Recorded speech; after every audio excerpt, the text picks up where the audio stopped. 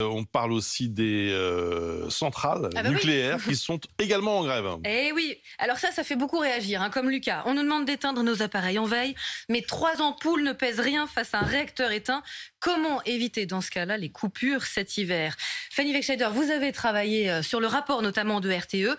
Effectivement, mise en garde sérieuse. Oui, RTE, c'est le gestionnaire du réseau de transport d'électricité en France. Il avait déjà émis mi-septembre une vigilance renforcée sur la sécurité de l'approvisionnement électrique pour cet automne. Hier, une mise à jour a été faite pour la période de mi-octobre à mi-novembre. C'est plutôt rassurant pour les semaines qui arrivent, mais ça peut se dégrader à plus long terme, notamment RTE qui alerte sur, vous voyez, une prolongation du mouvement social qui touche le parc nucléaire depuis plusieurs semaines et qui pourrait donc avoir pour conséquences lourdes, des conséquences lourdes sur l'approvisionnement électrique de la France au cœur de l'hiver. Alors justement, conséquences lourdes, qu'est-ce que ça veut dire? Et cette grève, où est-ce qu'on en est? Alors on en saura un peu plus déjà dans peu de temps sur la situation de ce mercredi. Mais hier, il y avait 11 centrales sur les 18 que compte notre pays qui étaient concernées par cette grève du nucléaire.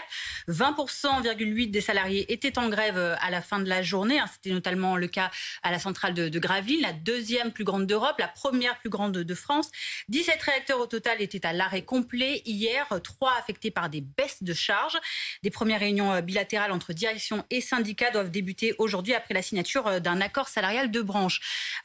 Pour les conséquences maintenant de ce mouvement social, s'il est prolongé, ce que craint RTE, ce sont des désorganisations du planning de ces opérations de maintenance dont on va parler dans pas longtemps, avec à la clé des retards estimés à 2 à 3 semaines selon RTE pour la remise en service de ces centrales qui devaient redémarrer à la Toussaint, avec aussi des redémarrages de 5 réacteurs qui ont été reportés déjà par EDF. Tout ça aura pour conséquence pour les Français que peut-être on manquera d'électricité s'il fait froid, notamment cet hiver à l'horizon du mois de janvier, avec donc possibilité de délestage tournant, c'est-à-dire des petites coupures à certains endroits par région. Oui, parce qu'on se retrouve avec la moitié aujourd'hui du parc nucléaire qui est à l'arrêt. Oui, concrètement, on a 56 réacteurs nucléaires en France. Il y en avait 27 hier qui étaient encore à l'arrêt pour travaux ou maintenance. 2 raisons, soit pour des opérations de maintenance qui étaient prévues déjà, des opérations de maintenance classiques, soit pour des réparations ou des contrôles à cause de problèmes de corrosion qui ont été observés sur certains tuyaux de certains circuits. Ça concerne une quinzaine de réacteurs.